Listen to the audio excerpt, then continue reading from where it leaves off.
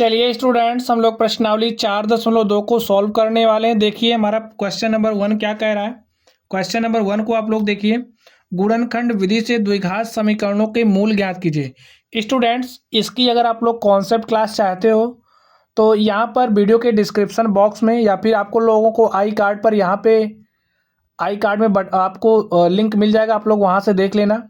चलिए हम लोग क्वेश्चंस को सॉल्व करते हैं। देखिए हमारा क्वेश्चन नंबर 1 क्या कह रहा है, गुणनखंड विधि से निम्न द्विघात समीकरणों के मूल ज्ञात कीजिए। तो यहाँ पे हमें समीकरण इस तरीके से दिए गए हैं, हमें इन समीकरणों के मूल को निकालना है। तो चलिए स्टूडेंट्स, हम लोग इसको सॉल्व करते हैं और देखते हैं हमारा सॉल्यूशन क्या है। हमें इसको गुणनखंड विधि से सॉल्व करना है, तो चलिए हम लोग इसको सॉल्व करते हैं। लिखिए x² - 3x - 10 is equal to 0। अब यहाँ पे देखिए, जो हमारा x² का गुणांक होता है, x² के गुणांक को हम लोग इस अचर पद से मल्टीप्लाई करते हैं। तो मल्टीप्लाई करिए, देखिए यहाँ पे 1 है, 1 को हमने 10 से मल्टीप्लाई किया तो हमारे पास कितना हो गया 10। इस 10 को हमें कुछ इस तरीके से वर्क करना है ताकि जोड़ने या घटाने पर हमारे पास कितना आए, 3 आए। तो आप लोग इस तरीके से सोचिए, हमने सोचा 5 × 2, 5 दूनी 10 हो जाएगा और 5 में से 2 घटा देंगे, हमारे पास कितना आ जाएगा 3। चलिए अब हम लोग इसको सेट कर लेते हैं। हमने क्या किया, हमने 5 × 10 किया, हमारे पास क्या आ गया 10। हमें यहाँ पे क्या चाहिए, -10 चाहिए और यहाँ पे -3 चाहिए। इसका मतलब यहाँ पे हम लोग क्या लेंगे, -5।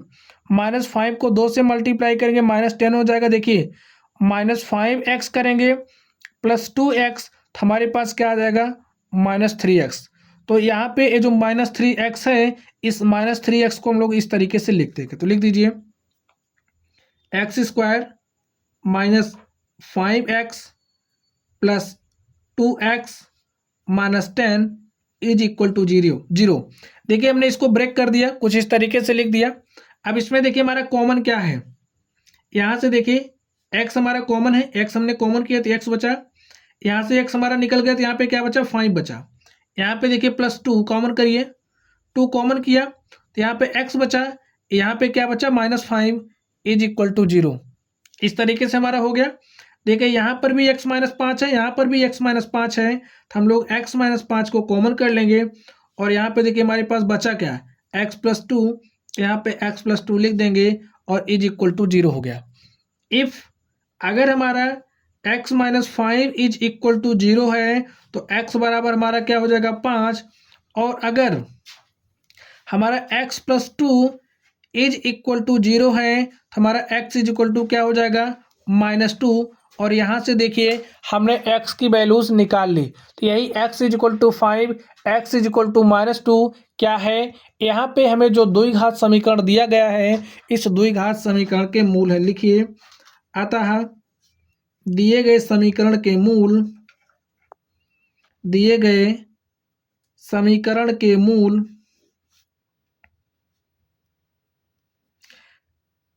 -5 और -2 है।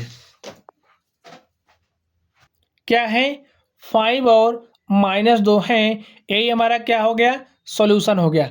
चलिए हम लोग इसके नेक्स्ट नंबर को सॉल्व करते हैं। हम लोग इसको सॉल्व करते हैं और देखते हैं हमारा इसका सॉल्यूशन क्या हो जाएगा। आप लोग ध्यान से देखिए इसका सॉल्यूशन क्या हो जाएगा।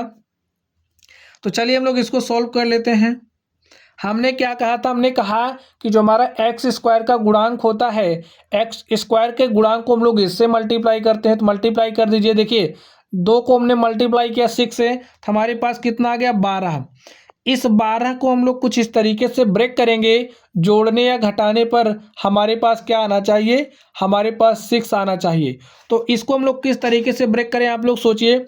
अगर हम 4 × 3 कर दें तो हमारे पास 12 हो जाएगा। तो हमने यहाँ पे 4 × 3 कर दिया, लेकिन हमें चाहिए क्या, -12 चाहिए।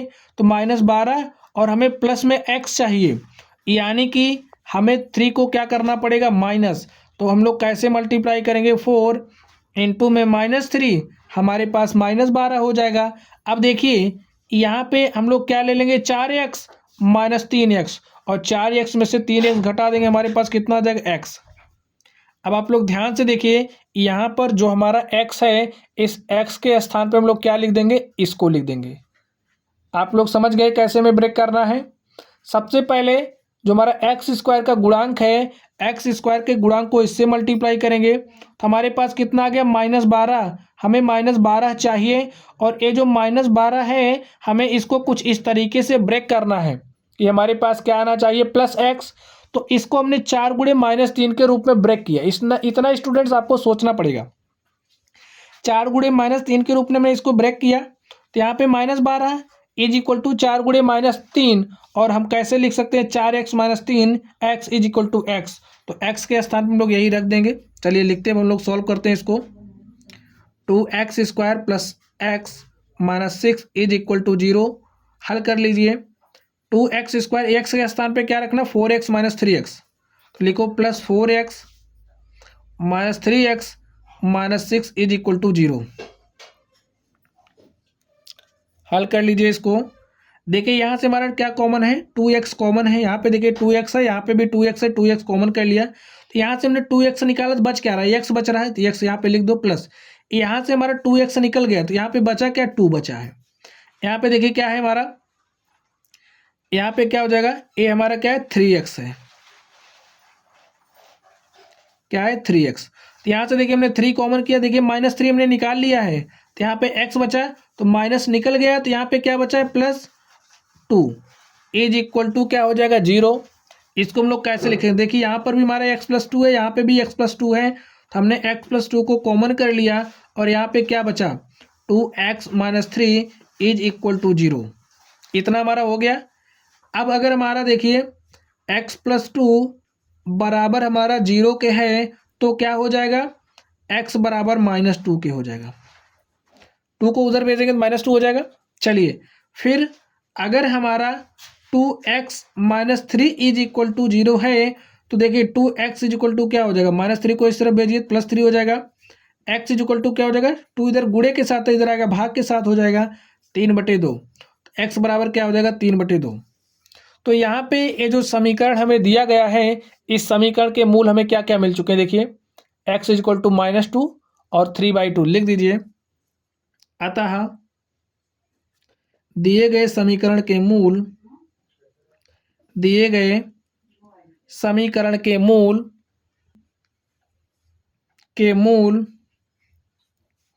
-2 तथा 3/2 है। -2 तथा 3/2 है। तो चलिए स्टूडेंट्स हम लोग नेक्स्ट क्वेश्चन की तरफ चलते हैं और देखते हैं हमारा अगला क्वेश्चन क्या है। तो क्वेश्चंस को पढ़िए आप लोग, देखिए क्या है √x² + 7x + 5√2 is equal to 0। हमें इसको सॉल्व करना। चलिए हम लोग इसको हल करते हैं, देखते हैं हमारा सॉल्यूशन क्या हो जाएगा। इसको हम हल करने के लिए क्या करेंगे, देखिए हमारा जो x² का गुणांक है x² के गुणांक को हम लोग मल्टीप्लाई करेंगे अचर पद से। तो मल्टीप्लाई कर दीजिए। x² का गुणांक क्या है √2, अचर पद क्या है 5 इंटू में √2, इसको हम लोग मल्टीप्लाई करते हैं देखिए क्या हो जाएगा 5। √2 को √2 से मल्टीप्लाई करेंगे तो हमारा क्या हो जाएगा, तो क्या हो जाएगा √2 को √2 से मल्टीप्लाई करेंगे तो 2 हो जाएगा और 5 दूनी हमारा क्या हो जाएगा 10। अब यहाँ पे देखिए ये जो हमारा 10 है इसको हमें कुछ इस तरीके से ब्रेक करना है कि जोड़ने या घटाने पर हमारे पास क्या आना चाहिए 7 आना चाहिए। जोड़ने पर हमारे पास क्या आना चाहिए 7 आना चाहिए, क्योंकि यहाँ पे प्लस है तो जोड़ने पर 7 आना चाहिए। तो इस 10 को हम लोग कैसे ब्रेक करेंगे आप लोग सोचिए। 10 को अगर हम ब्रेक कर दें 5 गुणे 2 हमारा क्या हो जाएगा 10। हमें यहाँ पे चाहिए क्या 7x चाहिए, तो इसको हम लोग क्या लिख सकते हैं 5x + 2x। देखिए 5 दूनी क्या हो जाएगा 10 + 10 आ गया, 5 दूनी + 10 आ गया और जोड़ लीजिए देखिए कितना आ गया 7x आ गया। यानी कि यहाँ पे ये जो हमारा 7x है इसके स्थान पे हम लोग क्या लिखेंगे 5x + 2x। तो यहाँ पे राइट कर दीजिए, लिखिए √2x² + 5x + 2x और +5 √2 इज इक्वल टू 0। अब यहाँ से देखिए हम लोग क्या करेंगे, देखिए यहाँ से हमारा क्या कॉमन हो रहा है, जो कॉमन हो रहा है उसको हम कॉमन कर लेते हैं। यहाँ से हमारा x कॉमन हो जाएगा, देखिए x कॉमन हो रहा है, सिर्फ x कॉमन करिए तो यहाँ पे क्या हो जाएगा √2x + 5 और यहाँ पे देखिए हमारा क्या हो जाएगा यहाँ पे देखिए 2 है, 2 को हम लोग क्या लिख सकते हैं, √2 गुणे √2, और यहाँ पे भी √2 है, तो यहाँ से हम लोग √2 कॉमन कर सकते हैं। तो √2 कॉमन हो गया, देखिए यहाँ पे क्या बचेगा, √2x बचेगा प्लस √2 हमारा कॉमन हो गया, तो यहाँ पे क्या बचा 5 = 0। इतना आप लोग समझ गए। चलिए देखिए √2x + 5 यहाँ पे भी है, यहाँ पे ही है, तो कॉमन कर लीजिए। √2x + 5 हमने कॉमन किया, और यहाँ पे क्या बचा, देखिए x यहाँ पे √2, तो क्या बचा x + √2 = 0। अब अगर हमारा देखिए √2x + 5 बराबर है 0 के, तो यहाँ से देखिए √2x = क्या हो जाएगा, +5 को इस तरफ भेजिए तो -5 हो गया, और यहाँ से x = क्या हो जाएगा, -5 बटे में √2। इतना हमारा x = आ गया। चलिए यहाँ से देखते हैं अब क्या हो जा रहा है, देखिए x + √2 अगर 0 है तो x = क्या हो जाएगा, इस √2 को इस तरफ भेजिए तो -√2, हमारा मूल क्या आ गया, मूल आ गया -5/√2 और x = -√2 लिख दीजिए। अतः दिए गए समीकरण के मूल, दिए गए समीकरण के मूल -5/√2 तथा -√2 है। तो माय डियर स्टूडेंट्स, इस तरीके से हमने इसको सॉल्व किया, और इसके मूल हमारे पास क्या आ गए, देखिए -5/√2 तथा -√2 इसके मूल आ गए। चलिए अब हम लोग इसके मूलों को निकालते हैं, तो देखते हैं स्टूडेंट्स हमारा इसका सॉल्यूशन क्या हो जाएगा। चलिए हम लोग इसको सॉल्व करते हैं। तो देखिए मैं क्या दिया है, मैं दिया है 2x² - x + 1/8 = 0 दिया है। ए में कुछ इस तरीके से दिया गया है। सबसे पहले हम लोग इसको थोड़ा सा हल कर लेते हैं। देखिए यहाँ पे हमें अपॉन में 8 दिया है, अगर हम इस पूरे समीकरण को 8 से मल्टीप्लाई कर दें, पूरे समीकरण को हम लोग 8 से मल्टीप्लाई कर सकते थे, दोनों तरफ 8 से मल्टीप्लाई कर दीजिए। देखिए क्या हो जाएगा, 8 दूनी 16x² -8x, और यहाँ पे हमने देखिए मल्टीप्लाई किया 8 से, तो क्या हो जाएगा 8/8 = 0 गुणे 8, इस तरीके से हो जाएगा। चलिए दोनों तरफ मल्टीप्लाई करने से कोई फर्क नहीं पड़ेगा, दोनों तरफ आप मल्टीप्लाई कर सकते हो, रूल है, आप समझिए इसको। 16x² -8x और 8/8 क्या हो जाएगा 1 = 0 को 8 से मल्टीप्लाई करोगे 0 ही हो जाएगा। हमारे पास कुछ इस तरीके से आ गया। अब इसको हम लोग क्या करेंगे, इसका गुणनखंड करेंगे। तो गुणनखंड कर लीजिए। देखिए कैसे करेंगे इसका गुणनखंड, आप लोग समझिए। हमारा जो x² का कोफिशिएंट है, x² का जो गुणांक है, x² को गुणांक को मल्टीप्लाई करेंगे इस अचर पद से, मल्टीप्लाई करिए। 16 को हमने 1 से मल्टीप्लाई किया तो हमारे पास क्या आ गया 16 है। इस 16 को हमें कुछ इस तरीके से ब्रेक करना है कि हमारे पास जोड़ने या घटाने के बाद क्या आना चाहिए, -8x आना चाहिए। हम लोग इसको सेट करेंगे, तो घटाइए, देखिए क्या हो जाएगा, 16 को ऐसे ब्रेक करना है, जोड़ने या घटाने के बाद क्या आना चाहिए, -8x। तो देखिए हम लोग 16 को कैसे ब्रेक करेंगे, हम लोग 16 को लिख सकते हैं 4 गुणे 4, और 4 + 4 कर देंगे, क्या हो जाएगा, 4 + 4 कर देंगे, क्या हो जाएगा 8 हो जाएगा। हमें यहाँ पे प्लस में 16 चाहिए, तो यानी कि अगर हम लोग इसको देखिए -4 गुणे -4 कर दें, -4 गुणे -4 कर दें, +16 मिल जाएगा। और यहाँ से देखिए हमने -4x -4x, तो -4x हमारा कितना हो जाएगा, -8x। अब यहाँ पे जो हमारा -8x है, उसके स्थान पे हम लोग कुछ इस तरीके से लिख सकते हैं। तो लिखिए इसको, 16x² और -8x के स्थान पे क्या रखना, -4x + 1 = 0। इसको हल कर लीजिए स्टूडेंट्स। देखिए यहाँ से हमारा क्या कॉमन हो रहा है, हमको दिख रहा है कि हमारा 4x कॉमन है, तो 4x यहाँ से निकालो, तो 4 निकला, तो 4 चौक 16 यानी कि 4 बचा, x निकला तो x बचा, यहाँ से पूरा 4x निकल गया है, तो क्या बचा 1। देखिए माइनस, हमें यहाँ पे करना क्या है, हमारा क्या कॉमन है, 1 ही कॉमन है, तो 1 निकाल लो। हमने -1 निकाला है, तो यहाँ पे -4x क्या हो जाएगा, +4x, यहाँ पे क्या हो जाएगा -1 = 0। कुछ इस तरीके से हुआ। चलिए हमारा 4x देखिए यहाँ पे 4x - 1 यहाँ पे है, 4x - 1 यहाँ पे है, इसको हम लिखेंगे 4x माइनस 1, कॉमन कर लिया। अब बचा क्या, हमारे पास बचा 4x minus 1 is equal to 0। अब देखिए हमारा क्या हो जाएगा, अगर हमारा 4x minus 1 is equal to 0 है तो 4x बराबर क्या हो जाएगा, इस माइनस 1 को इस तरफ भेजिए, प्लस 1 हो गया। x इज इक्वल टू क्या हो जाएगा, 4 को इधर भेजिए तो 1/4, x इज इक्वल टू हमारे पास क्या हो गया 1/4। अगर 4x माइनस 1 बराबर 0 है तो क्या हो जाएगा, x बराबर हमारा 1/4 हो जाएगा। हल कर लेना इसको, x बराबर क्या हो जाएगा 1/4। हमारा जो मूल है, मूल क्या आ गया, x इज इक्वल टू 1/4, ये जो हमें समीकरण दिया गया है इसके क्या है, मूल है। लिखिए, अतः दिए गए समीकरण के मूल, दिए गए समीकरण के मूल 1/4 तथा 1/4 है। तो चलिए स्टूडेंट्स, अब हम लोग नेक्स्ट क्वेश्चन की तरफ चलते हैं और देखते हैं हमारा अगला क्वेश्चन क्या है। तो क्वेश्चंस को पढ़िए आप लोग स्टूडेंट्स। यहाँ पे दिया है 100x² minus 20x plus 1 is equal to 0। इसके हमें क्या निकालना है, मूल निकालना है और किस विधि से, गुणनखंड विधि से निकालना है। तो चलिए हम लोग इसका गुणनखंड करते हैं। गुणनखंड करने का हमारा रूल क्या है, सबसे पहला काम, जो x² का गुणांक होता है, x² को गुणांक को अचर पद से मल्टीप्लाई करते हैं। तो मल्टीप्लाई करिए, 100 को हमने 1 से मल्टीप्लाई किया, हमारे पास क्या आ गया, 100 आ गया। अब करना क्या है, ये जो हमारा 100 है इसको देखिए हमें प्लस 100 चाहिए और इसको इस तरीके से ब्रेक करना है कि हमें जोड़ने या घटाने के बाद -20 भी चाहिए, -20x चाहिए। तो कैसे कर सकते हैं, देखिए आपको इसके लिए सोचना पड़ सकता है। तो हम कहेंगे 10 धामा 100, ठीक है, क्या करेंगे 10 धाम 100 होता है तो 10 गुणे 10 करेंगे 100 आएगा, लेकिन यहाँ पे हमें -20 चाहिए।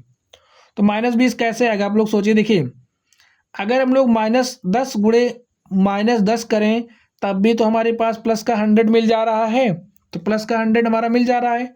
और यहाँ से -10x इज इक्वल टू हमारे पास -20x भी आ जा रहा है। अब -20x के स्थान पे यही रख देंगे और सॉल्व कर लेंगे। देखते हैं हमारा सॉल्यूशन क्या हो जाएगा। लिख लीजिए इसको आप लोग, 100x² minus 20x plus 1 is equal to 0। लिखिए 100x² माइनस 20x के स्थान पे क्या रखना है, देखिए यहाँ से -10x तो लिख दीजिए -10x plus 1 is equal to 0।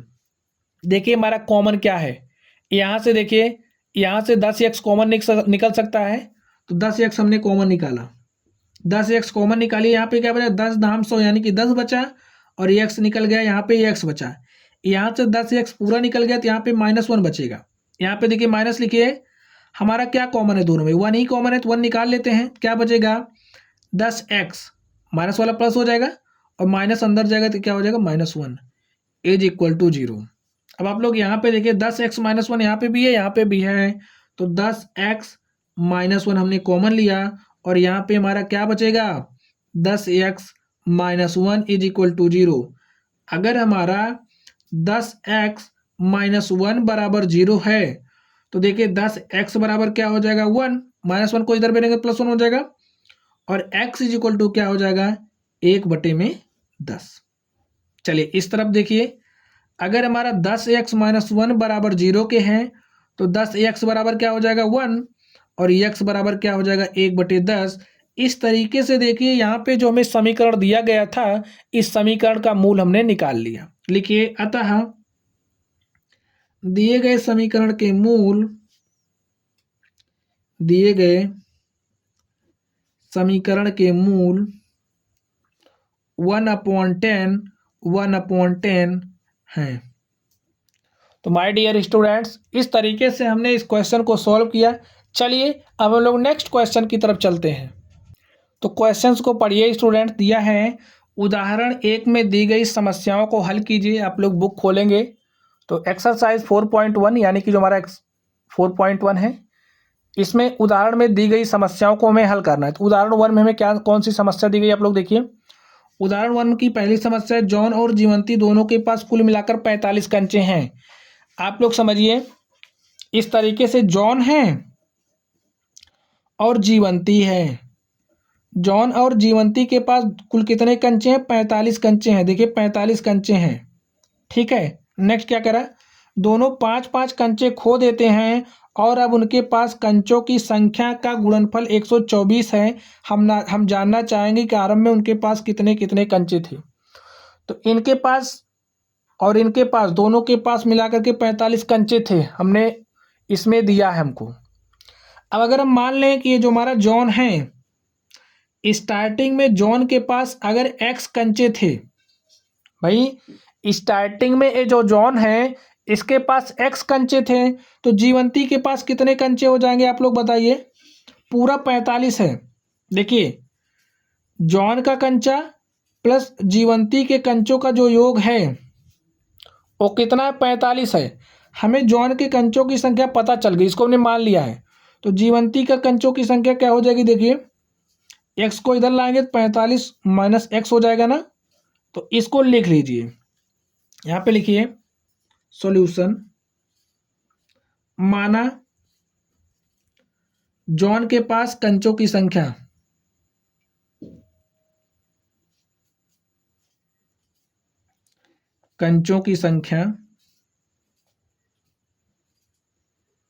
क्या थी? एक्स थी। तो जीवंती के पास कंचों की संख्या क्या हो जाएगी? जीवंती के पास कंचों की संख्या क्या हो जाएगी? देखिए 45 माइनस एक्स हो जाएगा। अब देखिए क्या हो रहा है, दोनों 5-5 कंचे खो देते हैं। तो चलिए देखते हैं, दोनों 5-5 कंचे खो दिए तो बचे कंचों की लिख दीजिए। 5-5 कंचे खोने के बाद,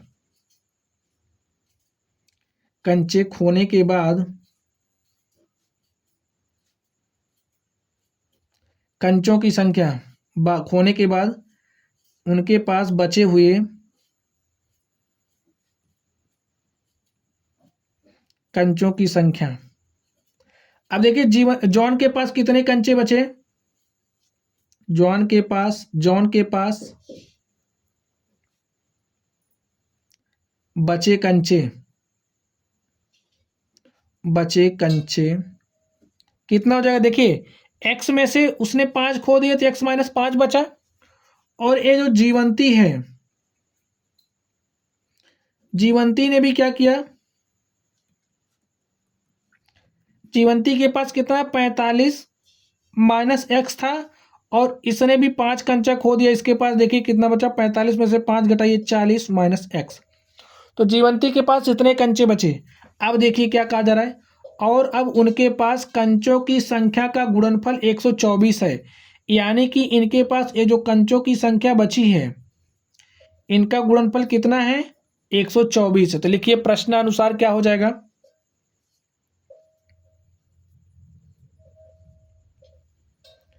प्रश्नानुसार क्या हो जाएगा? देखिए उनके पास बचे कंचों की संख्या का गुणनफल, यही कंचा बचा है तो इसका गुणनफल क्या हो जाएगा? देखिए x माइनस 5 और 40 माइनस एक्स का गुणनफल कितना है? दिया है 124। इसको स्टूडेंट्स हम लोग हल कर लेते हैं। हल करिए, देखिए क्या हो जाएगा। हल करिए, x को 40 से मल्टीप्लाई करेंगे तो 40x हो जाएगा। x को इससे मल्टीप्लाई करेंगे, देखिए प्लस माइनस माइनस हो जाएगा, x स्क्वायर हो जाएगा। -5 × 40 तो -200 हो जाएगा। -5 को -x से मल्टीप्लाई करेंगे, हमारे पास क्या हो जाएगा? 5x = 124। इतना आ गया। इसको हम लोग हल करते हैं, देखिए क्या हो जाएगा आगे। यहाँ पे देखिए -x², यहाँ पे 40x है, यहाँ पे 5x है, तो 40 5 कितना हो जाएगा? 45x लिख लो। और यहाँ पे कितना? -200 है। -200 यहाँ पे राइट करिए। -200 और 124 को इधर लेकर के आइए तो -124 = 0 हो गया। अब देखिए क्या हो जाएगा, -x² प्लस 45x, और देखिए -200 -124 तो -324 = 0। माइनस इसमें आप कॉमन कर लीजिए, देखिए क्या हो जाएगा। माइनस कॉमन करिए तो माइनस कॉमन करेंगे, देखिए माइनस कॉमन किया तो x² -45x प्लस 324 = 0। इस तरीके से हमने माइनस कॉमन किया। अब देखिए हमारे पास क्या हो जाएगा, तो इसको हम लोग हल करते हैं स्टूडेंट्स। माइनस को उस तरफ भेज दीजिए, देखिए क्या बचेगा, x square minus 45x plus 324 is equal to 0, गुणे माइनस करेंगे तो 0 ही हो जाएगा। अब हमें इसको सॉल्व करना है, इसको हम लोग सॉल्व कर लेंगे तो हमें सॉल्यूशन मिल जाएगा। अब यहाँ पे देखिए हम लोग इसको कैसे ब्रेक करेंगे। एक्स स्क्वायर के कोफिशिएंट को मल्टीप्लाई करिए, तो 324 को हमने मल्टीप्लाई किया 1 से, तो हमारे पास कितना आ गया 324।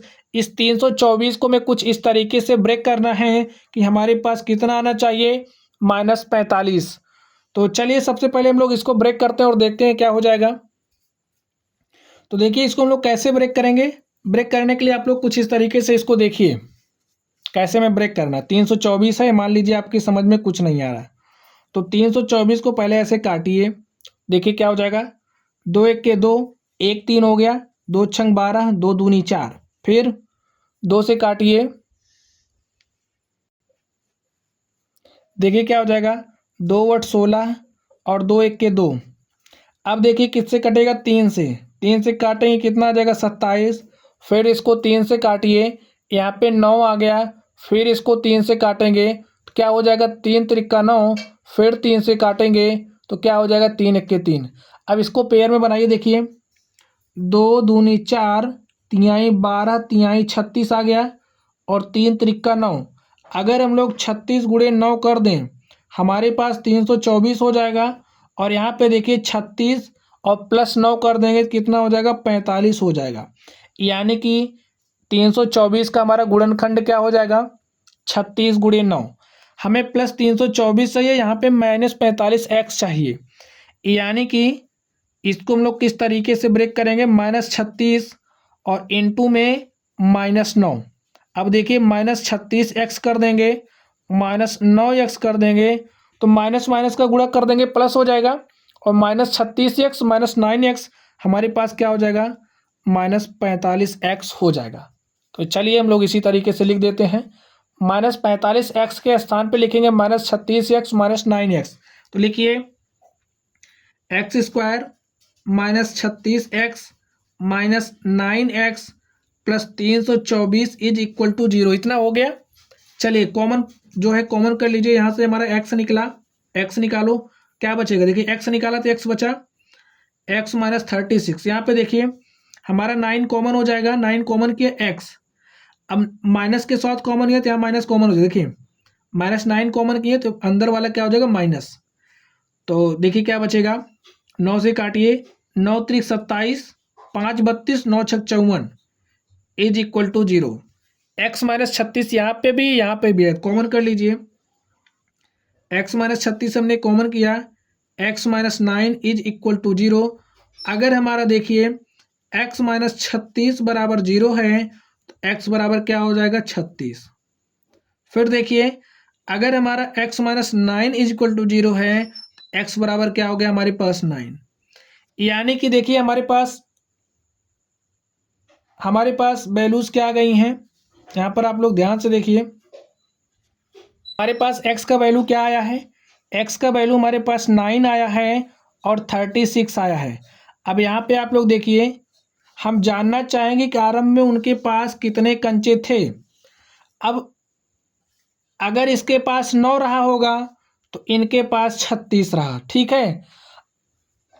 अगर इनके पास 36 रहा होगा तो इनके पास कितना रहा होगा 9।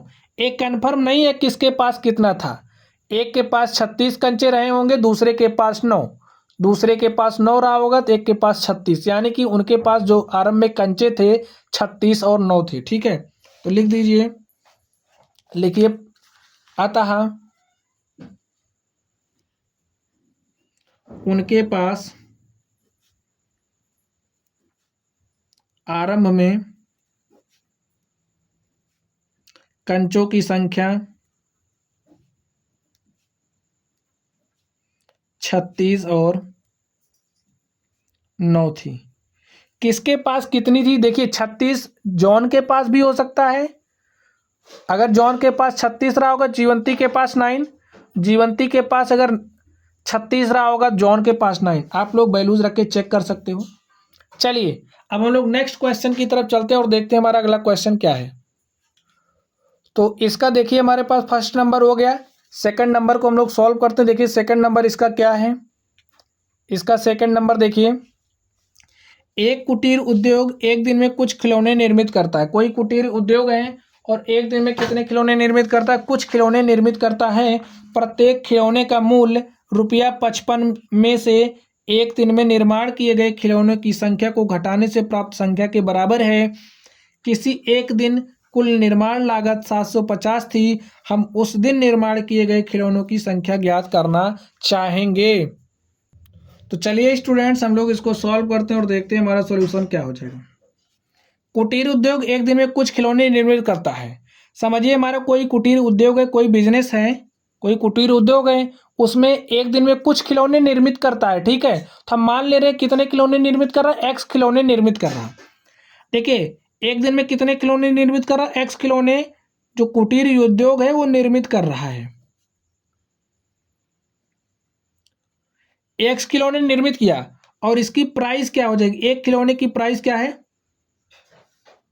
एक खिलौने की प्राइस क्या है, देखिए कह रहा प्रत्येक खिलौने का मूल्य 55 में से एक दिन में निर्माण किए गए खिलौनों की संख्या को घटाने से प्राप्त होता है, घटाने के बराबर है।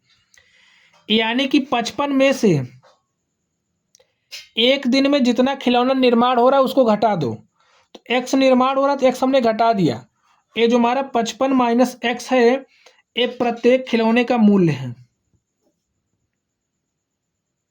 प्रत्येक खिलौने का मूल्य लिख लो इतनी बात। माना कुटीर उद्योग द्वारा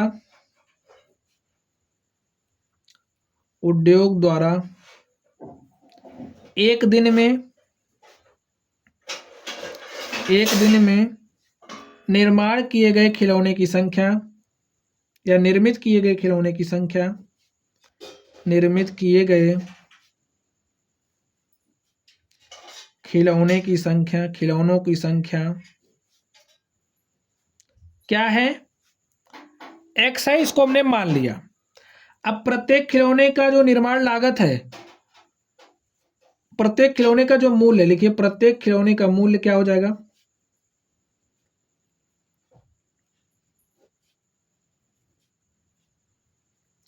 क्या है, 55 में से एक दिन में जितने खिलौने निर्माण हो रहे हैं उसको घटा दो। एक दिन में एक्स निर्माण हो रहा है तो 55 माइनस एक्स क्या हो गया, प्रत्येक खिलौने का मूल्य हो गया। नेक्स्ट देखिए क्या कह रहा, किसी एक दिन कुल निर्माण लागत ₹750 थी। किसी एक दिन का जो निर्माण लागत था वो ₹750 था। अब देखिए यहां से हम लोग एक दिन का निर्माण लागत निकाल सकते हैं। देखिए एक दिन में एक्स खिलौना निर्मित हुआ और एक खिलौने का मूल्य 55 माइनस एक्स था।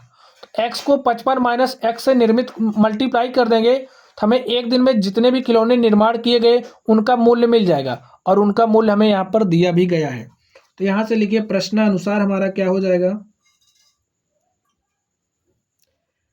अगर हम लोग खिलौनों की संख्या को मल्टीप्लाई कर देंगे एक खिलौने के मूल्य से तो हमें टोटल मूल्य मिल जाएगा और टोटल हमें दिया गया है। इसको सॉल्व कर लीजिए स्टूडेंट्स। एक्स को मल्टीप्लाई करिए 55 से तो 55x हो गया।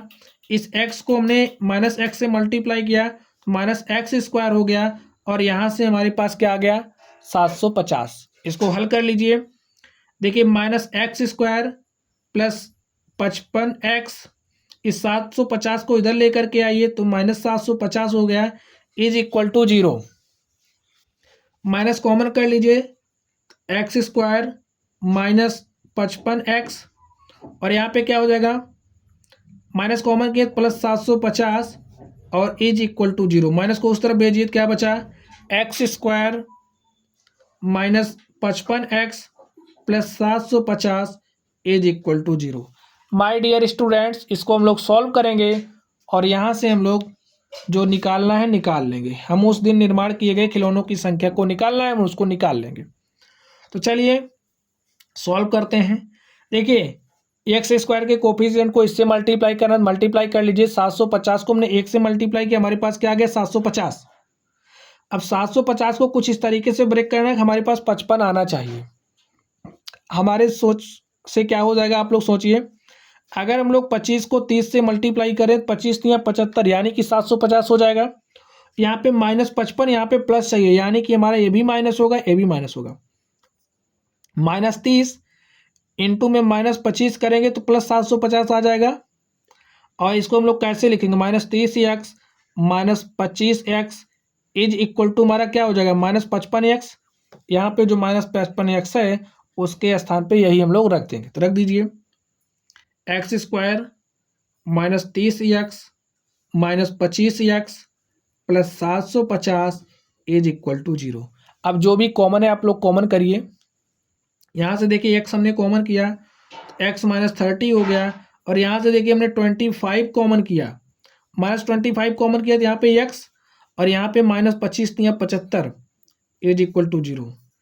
x -30 और x -25 इज इक्वल टू 0। अब हमारा देखिए क्या हो जाएगा, अगर if x -30 is equal to 0 है, x बराबर क्या हो जाएगा 30। If x -25 is equal to 0 है तो x इज इक्वल टू हमारा क्या हो जाएगा 25। तो हमारा उस दिन निर्माण किए गए खिलौनों की संख्या देखिए क्या हो गई, यहाँ पे x इज इक्वल टू 30 रखेंगे तो 30 हो जाएगा, 25 रखेंगे तो 25 हो जाएगा। तो लिख दीजिए, अतः उस दिन निर्माण किए गए खिलौनों की संख्या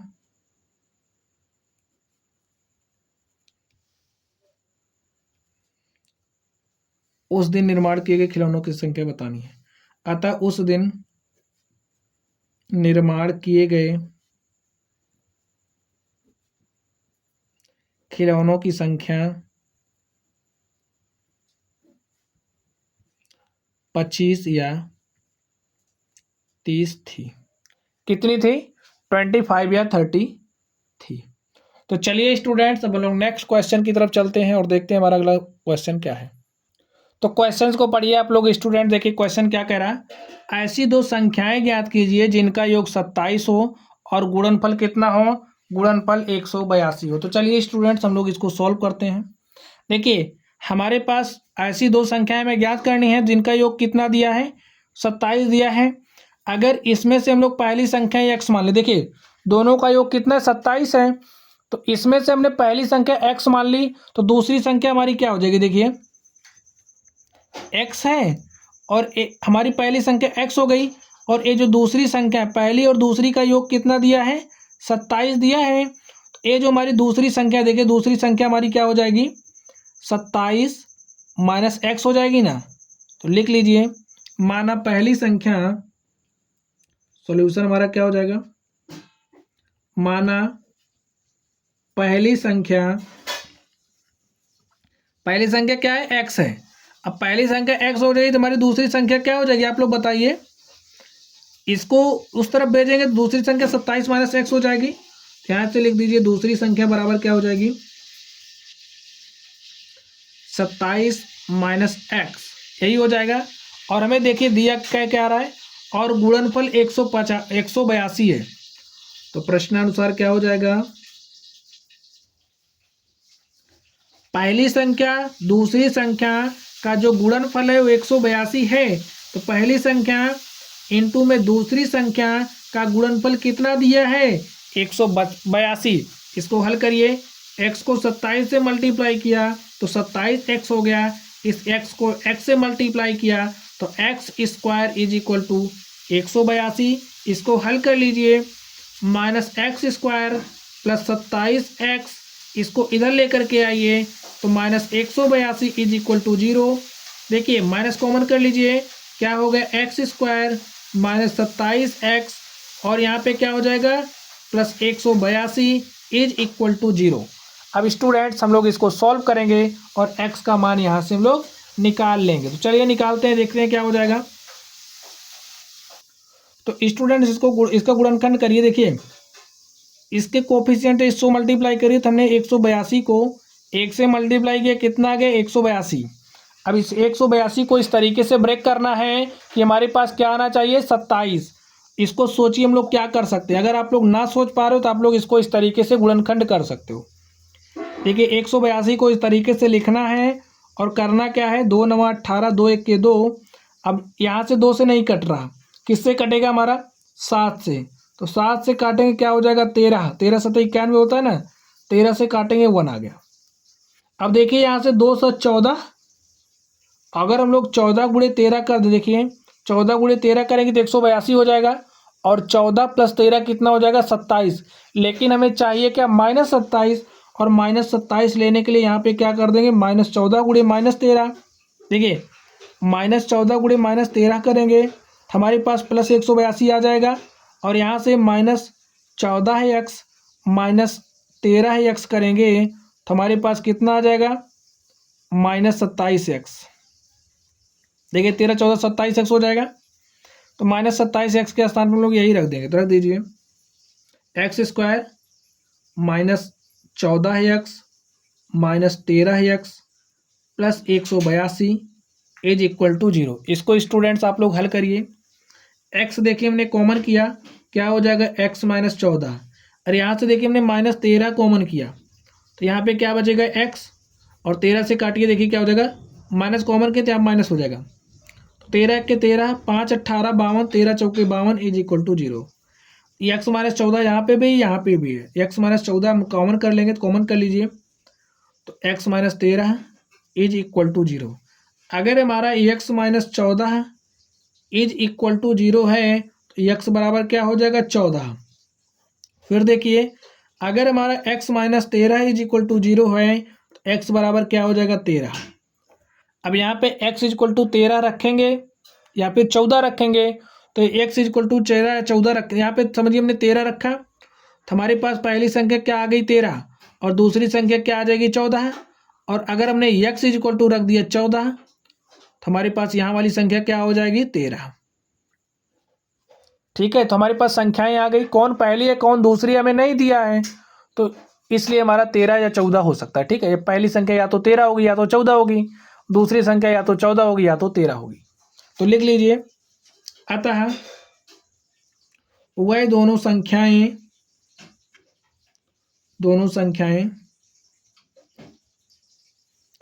13 व 14 हैं। इसके कहने का मतलब है कि ये पहले भी हो सकती है दूसरे भी हो सकती है, या तो ये हमारी पहली होगी दूसरी होगी। तो हमें संख्याएं निकालना था स्टूडेंट, संख्याओं को हमने निकाल लिया। चलिए हम लोग नेक्स्ट क्वेश्चन की तरफ चलते हैं और देखते हैं हमारा अगला क्वेश्चन क्या है। तो चलिए स्टूडेंट्स हम लोग क्वेश्चन नंबर 4 को सॉल्व करते हैं। देखिए क्वेश्चन नंबर 4 में क्या कहा जा रहा है, दो क्रमागत धनात्मक पूर्णांक ज्ञात कीजिए जिनके वर्गों का योग 365 है। कितना है 365 है। हमें दो क्रमागत धनात्मक पूर्णांक ज्ञात करने हैं, तो अगर हमारा पहला पूर्णांक x होगा तो दूसरा क्या हो जाएगा x + 1। ऐसा हम लोग क्यों लेते हैं आप समझिए, अगर हमारा पहला धन पूर्णांक क्या है 1 है, तो दूसरा हमारा क्या होता है 2 हो जाएगा। यानी कि इस 2 हमारा कैसे आया, जब हमने इसमें 1 ऐड किया तभी तो आया। इसलिए अगर हमारा x है तो ये क्या हो जाता है x + 1। तो लिख लीजिए सॉल्यूशन, दो क्रमागत धनात्मक पूर्णांक ज्ञात करने, तो माना पहला धनात्मक पूर्णांक हमारा क्या है x है, तो दूसरा क्या हो जाएगा x + 1। अब हमसे क्या कहा जा रहा है, जिनके वर्गों का योग, लिखिए प्रश्नानुसार जिनके वर्गों का योग, यानी कि इसका वर्ग करेंगे तो x² हो जाएगा, और इसका वर्ग करेंगे x + 1 का होल स्क्वायर हो जाएगा। कितना है 365 है। इसको हम लोग हल करते हैं स्टूडेंट, देखिए क्या हो जाएगा x² प्लस, इसको ओपन करिए, देखिए हमारा कैसा बन रहा है a + b का होल स्क्वायर है, और ये हमारा होता क्या है a² + b² + 2ab होता है। इस फॉर्मूले को आप लोग याद रखना। यहाँ पे देखिए हमारा a इक्वल टू क्या है x है, b इक्वल टू क्या है 1 है, फॉर्मूला लगा दीजिए।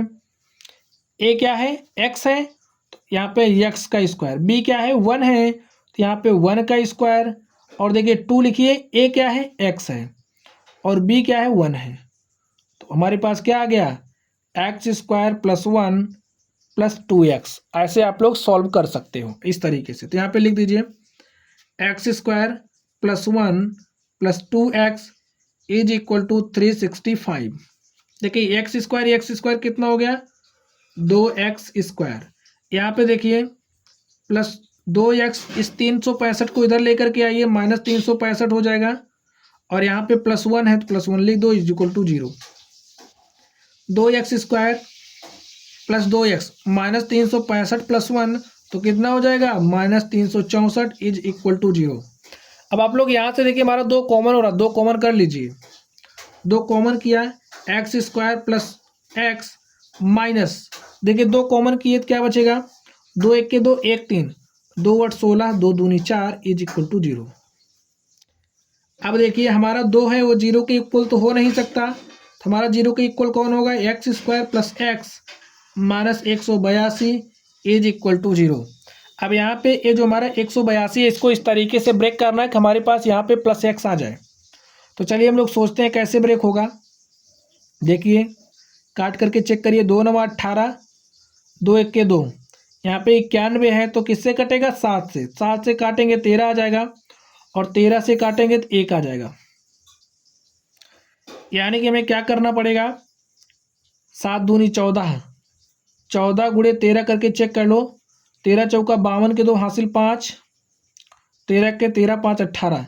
यानी कि हमें करना क्या पड़ेगा, 14 गुणे 13 के रूप में ब्रेक करना है। हमें यहाँ पे चाहिए +x, तो इस 182 को हम लोग कैसे ब्रेक करेंगे, देखिए +x चाहिए, यानी कि हमें यहाँ माइनस चाहिए, ठीक है।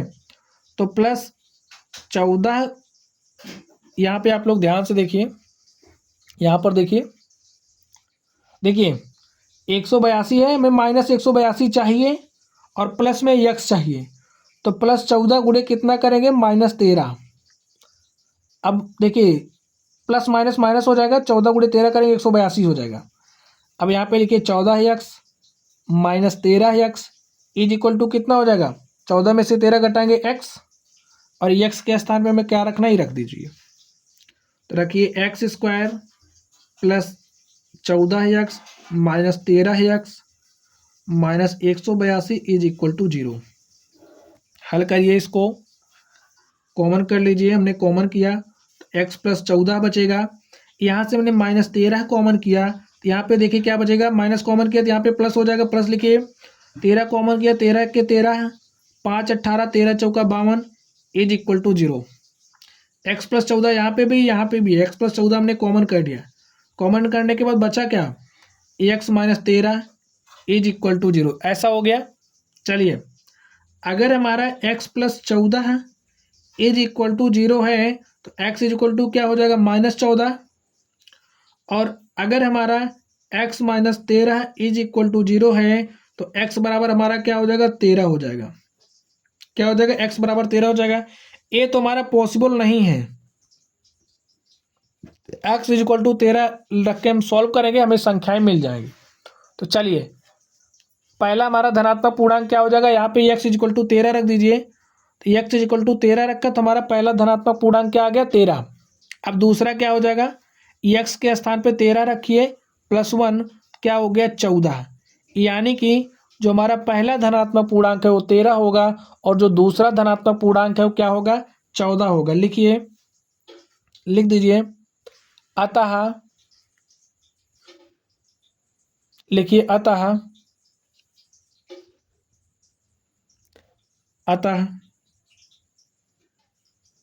पहला धनात्मक पूर्णांक 13 तथा दूसरा क्या होगा, 14 होगा। तो माय डियर स्टूडेंट्स, इस तरीके से हमने इस क्वेश्चन नंबर 4 को सॉल्व किया। चलिए अब हम लोग अगले क्वेश्चन की तरफ चलते हैं और देखते हैं हमारा नेक्स्ट क्वेश्चन क्या है। तो स्टूडेंट्स हम लोग क्वेश्चन नंबर 5 को सॉल्व करते हैं। देखिए 5 नंबर में क्या कहा जा रहा है, एक समकोण त्रिभुज की ऊंचाई इसके आधार से 7 सेंटीमीटर कम है। तो चलिए सबसे पहले हम लोग समकोण त्रिभुज बना लेते हैं। तो देखिए हमारा क्या है, ये हमारा समकोण त्रिभुज है, ये हमारा क्या है, समकोण त्रिभुज है। इसमें क्या कह रहा, समकोण त्रिभुज की ऊंचाई इसके आधार से 7 सेंटीमीटर कम है। ये जो ऊंचाई है इसके आधार से 7 सेंटीमीटर कम है, और कर्ण 13 सेंटीमीटर। ये कितना दिया है, कर्ण 13 सेंटीमीटर दिया है। कर्ण आपको पता है क्या होता है, 90 डिग्री के सामने की भुजा जो हमारी होती है वो कर्ण होती है, और ए हाइट है और ए आधार है।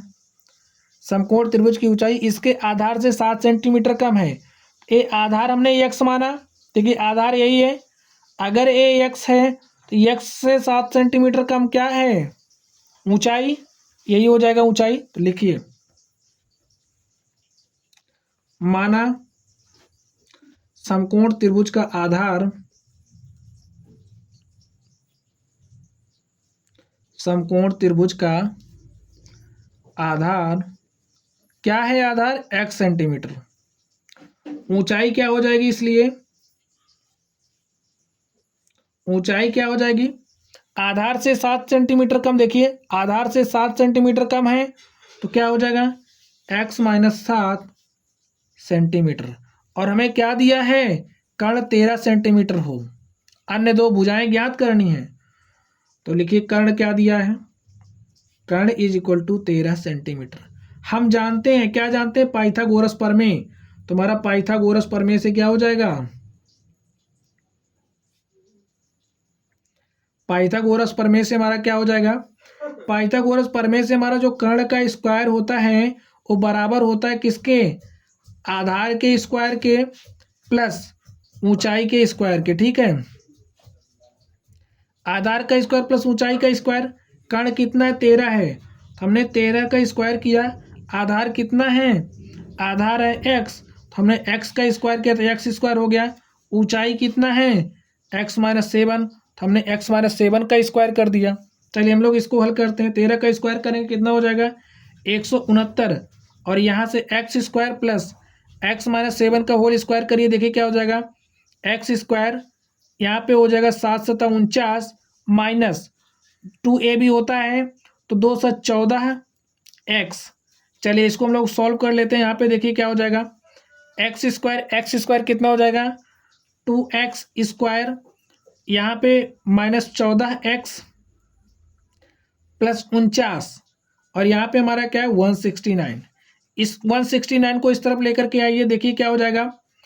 2x square minus 14x plus 49 minus 169 is equal to 0। Solve कर लीजिए इसको, देखिए क्या हो जाएगा?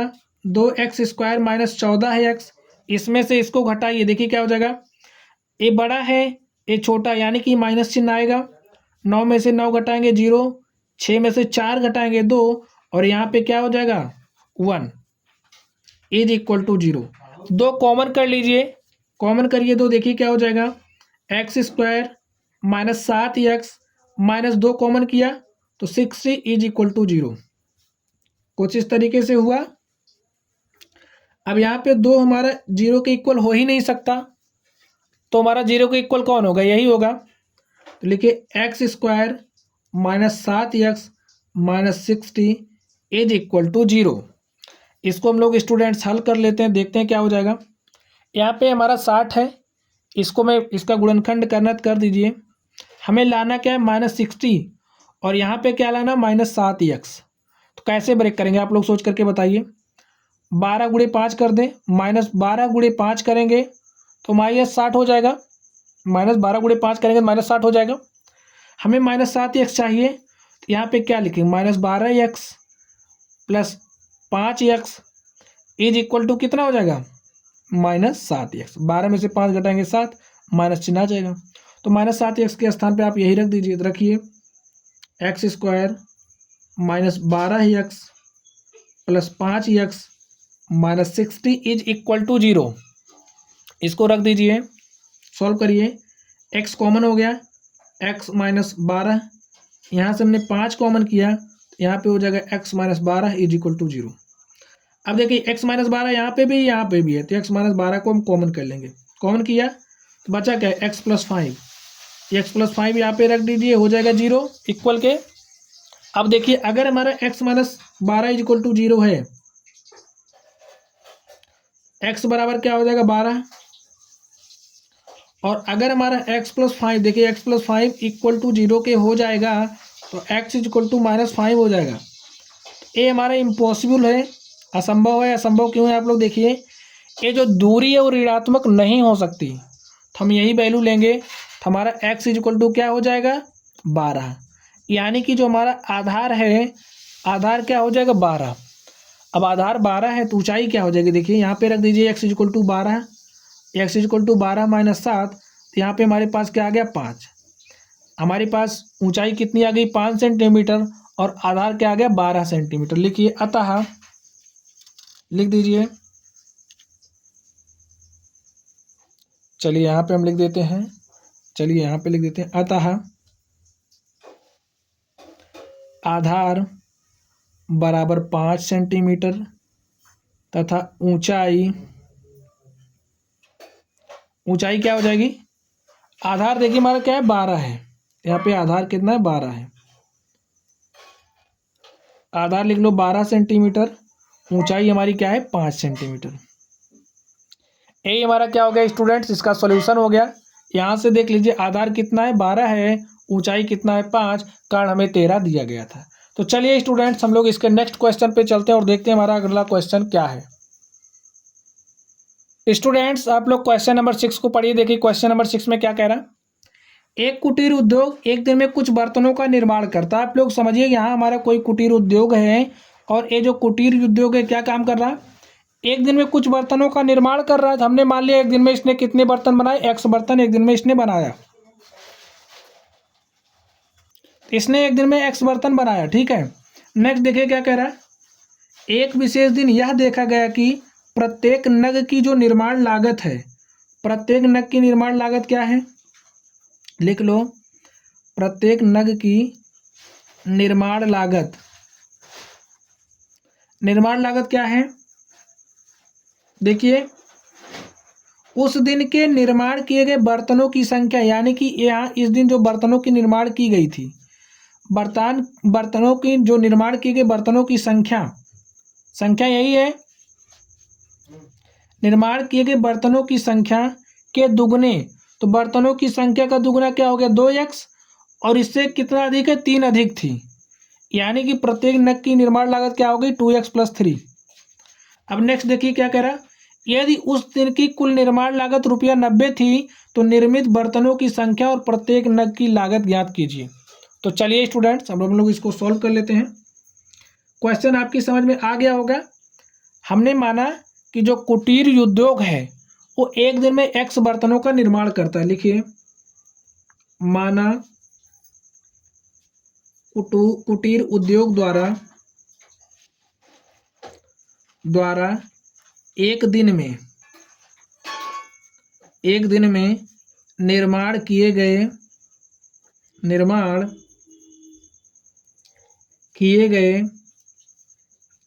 बर्तनों की संख्या इज इक्वल टू क्या हो जाएगा, x हमने मान लिया है। अब प्रत्येक नग की निर्माण लागत क्या हो जाएगी, लिखिए प्रत्येक नग की निर्माण लागत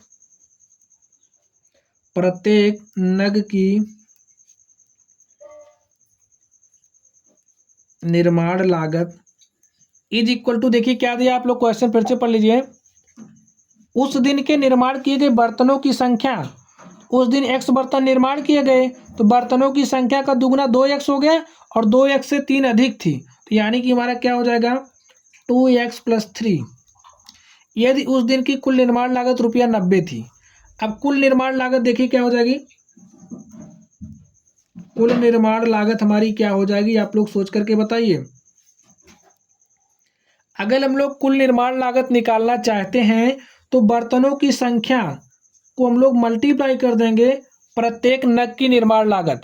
जैसे हमने कहा एक पेन का मूल्य ₹5 है तो 10 पेन का मूल्य आप बताइए कितना हो जाएगा, तो आप लोग क्या करोगे 5 × 10 करोगे ना।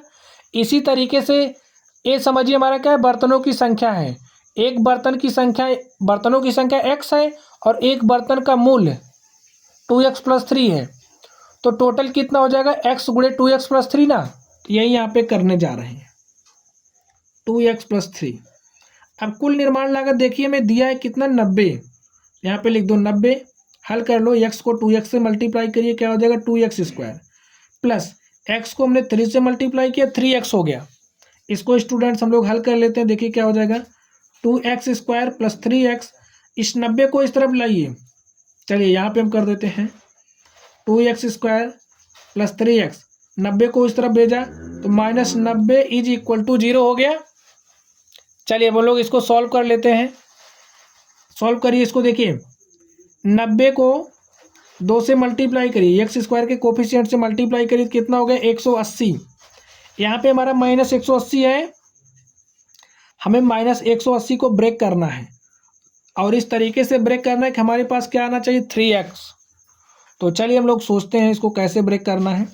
इस तरीके से आप लोग काटिए तो देखिए क्या हो जाएगा, 90 आ जाएगा यहाँ पे, 2 9 18, 2 0 0, 2 से काटिए, यहाँ पे क्या हो जाएगा 45, फिर किससे कटेगा 3 से, 3 7 से काटेंगे 15 हो जाएगा, इसको 3 से काटेंगे 5 और 5 से काटेंगे 1। अब आप लोग देखिए किस तरीके से हमें ब्रेक करना पड़ेगा। 5 तियाँ 15, 2 दूनी 4 तियाँ 12, यानी कि अगर हम लोग 15 गुणे 12 कर दें, देखिए यहाँ से देखिए 15 गुणे 12 करेंगे 180 आ जाएगा।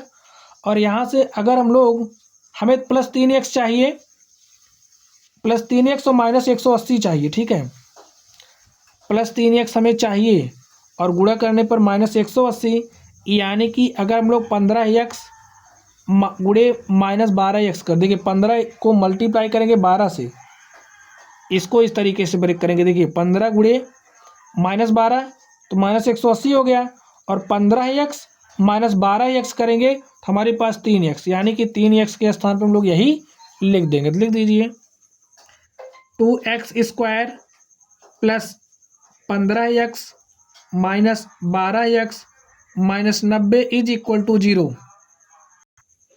तो देखिए क्या हो जाएगा, 2x square plus 15x minus 12x minus 90 is equal to 0। अब यहाँ से देखिए हमारा क्या कॉमन है, x कॉमन है, तो x हमने कॉमन किया, यहाँ पे क्या बचेगा 2x प्लस 15, x कॉमन किए ना, तो यहाँ पे 2x प्लस 15 हो जाएगा। यहाँ से देखिए हमारा क्या कॉमन हो जा रहा है, यहाँ से हमारा कॉमन हो जाएगा 6, यहाँ से हमने 6 कॉमन किया तो 6 दूनी 12x, अब -6 कॉमन किए तो यहाँ पे क्या बचेगा 15 प्लस 15 हो जाएगा इज इक्वल टू 0। अब एक ब्रैकेट में हमारा क्या हो जाएगा, देखिए 2x प्लस 15 यहाँ पे भी है, यहाँ पे भी है, तो यहाँ पे हो जाएगा 2x plus 15 x minus 6 is equal to 0। अगर हमारा 2x plus 15 is equal to 0 है तो हमारा 2x इज इक्वल टू क्या हो जाएगा -15, और x इज इक्वल टू क्या हो जाएगा -15/2, x इज इक्वल टू आ गया। अगर देखिए फिर से, अगर हमारा x minus 6 is equal to 0 है तो हमारा x इज इक्वल टू 6 हो जाएगा।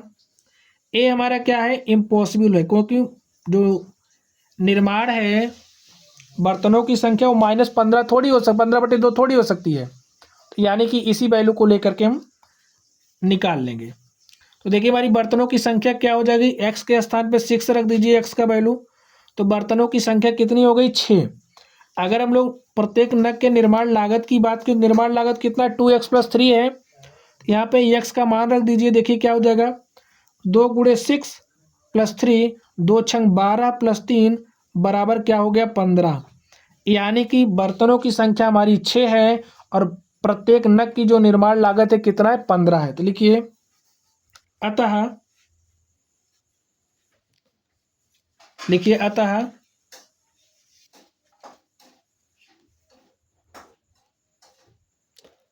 लिखिए अतः निर्माण किए गए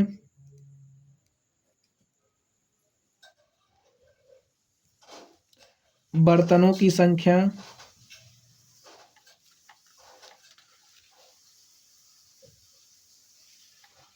निर्माण किए गए बर्तनों की संख्या 6 तथा प्रत्येक नग की निर्माण लागत, प्रत्येक नग की निर्माण लागत, नग की निर्माण लागत कितना है, देखिए यहाँ से 15 है, 15 क्या है रुपया है। तो माय डियर स्टूडेंट्स, इस तरीके से देखिए हमने इस क्वेश्चन को सॉल्व किया, क्वेश्चन नंबर 6 को सॉल्व किया, और इसी के साथ ये जो हमारी प्रश्नावली है, हमारी प्रश्नावली 4.2 भी समाप्त हो गई। तो चलिए गाइज आप लोग पढ़ते रहिए, अगर आप लोगों को कोई भी डाउट हो तो आप लोग कमेंट बॉक्स में कमेंट करना। वीडियो पसंद आए तो वीडियो को लाइक करिएगा, चैनल पर नए हो तो चैनल को सब्सक्राइब करिएगा। तो चलिए गाइज, आप लोग पढ़ते रहिए। Thank you.